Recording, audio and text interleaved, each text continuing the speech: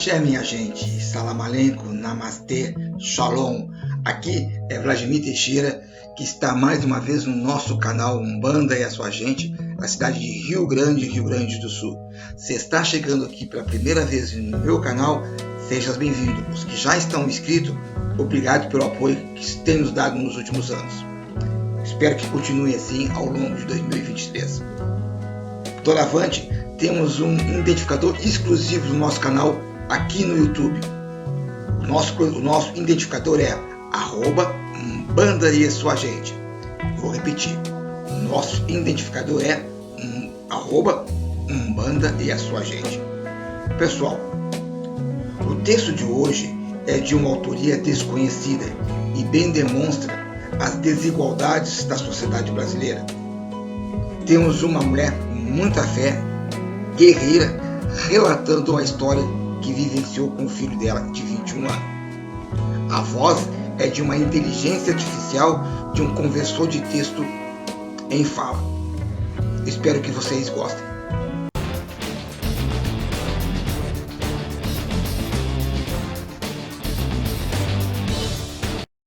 Narrado por uma mãe. Uma verdadeira mãe. Em 1987 meu filho foi preso. Ele havia pego o carro de um amigo emprestado, foi parado pela polícia em uma blitz, se enrolou e acabou sendo levado para uma delegacia. Meu filho tinha 21 anos e havia sido acusado de furto de um veículo e resistência à prisão. Posteriormente acabou sendo julgado, assim do nada, sem ninguém avisar.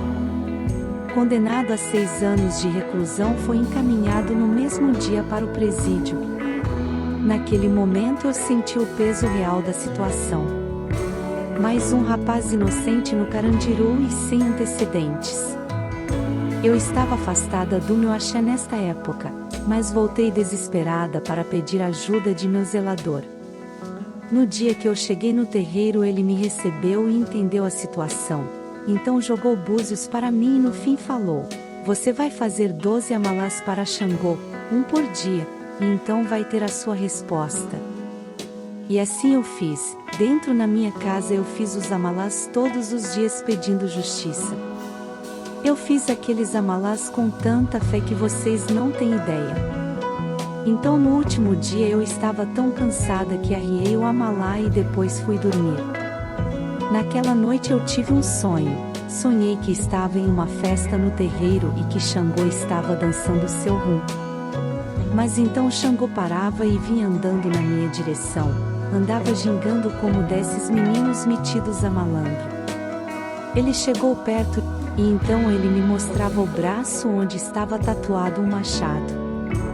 De repente a voz de Xangô mudou e ficou grave, quase como um trovão e disse: "Diz a ele que se ajudar o inocente eu aceito de volta." E aí eu acordei achando o sonho muito esquisito, porém sentindo no fundo do peito que havia sido importante.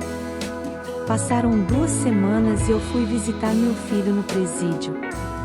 Passei por todas aquelas revistas humilhantes e entrei, vi meu filho ao longe no pátio encostado a uma parede. Estava cheio de hematomas no rosto e nos braços. Fui na direção dele, mas acabei esbarrando em um homem, um sujeito parrudo que parecia perigoso. Ele me olhou torto e disse: "Qual foi, tia?" E então saiu andando cheio de gingado. De imediato meus olhos se fixaram no braço dele, e lá estava a tatuagem de machado. Em vez de ver meu filho, eu feito uma louca segui o homem, nem sei o que me passou pela cabeça. Eu apenas corri atrás dele e quando ele sentou em uma daquelas mesas de cimento eu sentei na frente dele e contei tudo, despejei a história toda nele, sobre meu filho ser inocente e sobre o sonho que eu tinha tido.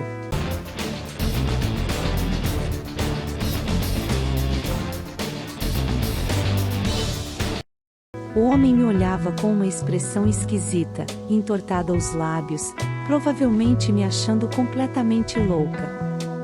Mas no fim falou: "Minha mãe era mãe de santo, sabia? Ela me iniciou para Xangô quando ainda era menino. Antes de morrer ela conseguiu vir aqui uma última vez e me disse que, bom, Ela disse que Xangô não tem filho bandido. Mas disse que se eu provasse a ele que eu ainda era bom, ele ia me aceitar de volta. Sabe, tia, nessa vida eu não tenho medo de nada, só tem uma coisa que eu tenho medo. Eu temo que no dia que eu morrer, meu pai Xangô não venha me buscar. Fica tranquila, tia, ninguém vai mexer com seu filho aqui dentro. Eu chorei muito ao ouvir aquilo, chorei de alívio. Esse homem se chamava Antoninho, e me acompanhou até onde meu filho estava. Quando cheguei perto do meu menino eu vi porque ele estava em pé encostado na parede. Havia uma mancha de sangue na parte de trás da sua calça. E vocês podem imaginar o que haviam feito com ele. Antoninho me prometeu que iria dar um jeito de mudar meu filho para o pavilhão dele. Ele era influente lá dentro e conseguiria fazer qualquer coisa. Na semana seguinte fui no dia da visita. Encontrei meu filho limpo, sem novos machucado, ali sentado na mesa de Antoninho. E assim foi durante 4 anos. Antoninho não deixou nenhuma facção aliciar meu filho, e ninguém jamais bateu nele novamente. No final de 1992 meu filho ganhou a liberdade condicional, e em 1993 foi de fato liberto por bom comportamento. Mas eu continuei indo toda semana ir ver Antoninho. Ele estava na casa dos 30 anos, mas eu o adotei como um filho. Fiz para ele os fios de conta de Xangô e de Oiá, que eram seus orixás. Levei o jumbo para ele até 1998, quando ele finalmente ganhou a liberdade.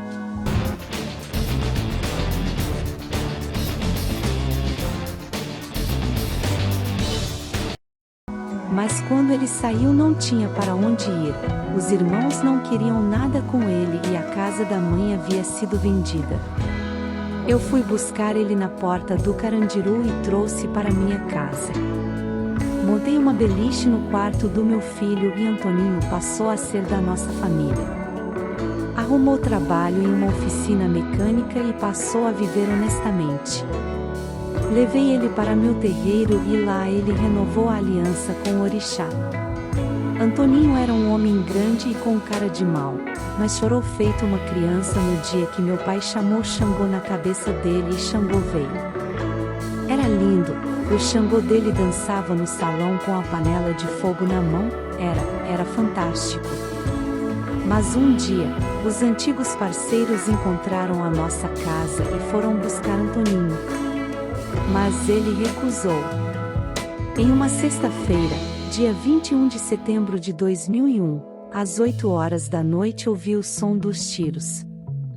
Saí para ver o que era e encontrei Antoninho caído no portão de casa, ainda com a chave na mão.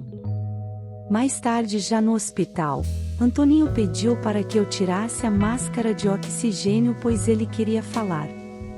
Ele me agradeceu por tudo. Então, de repente sorriu, abriu um sorriso largo, tão largo que mostrou todos os dentes. Apertou a minha mão com força e sussurrou: tia, ele veio me buscar. E eu a princípio não entendi, olhei em volta e não havia ninguém. Mas então veio o calor. Eu senti como se do outro lado da cama houvesse uma fogueira acesa, emanou um calor tão intenso que senti a pele do corpo arder. Eu não vi ninguém, mas eu sabia que havia um orixá naquele quarto junto conosco.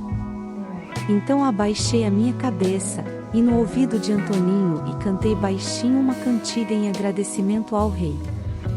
E ele simplesmente se foi. Terminava ali, em minha frente, sua missão reencarnatória. Então, diante do corpo daquele homem, prometi a Xangô que ele não iria partir desse mundo como um bandido. Com o pouco recurso que tinha e com a ajuda de meu pai nós fizemos o axexé. Para quem não sabe, axexé é um ritual fúnebre afro-brasileiro, com dança e cânticos, que se realiza nos candomblés por ocasião da morte de um pai de santo, filho de santo ou ogã e tem como finalidade libertar da matéria a alma do morto. Hoje, sou uma mulher idosa e aposentada. Meu filho se casou e agora tenho até netos. Tudo graças a Xangô, tudo graças a Antoninho. Texto de autor desconhecido, mas muito chocante e retrata a vida de milhares de famílias ao redor do globo terrestre.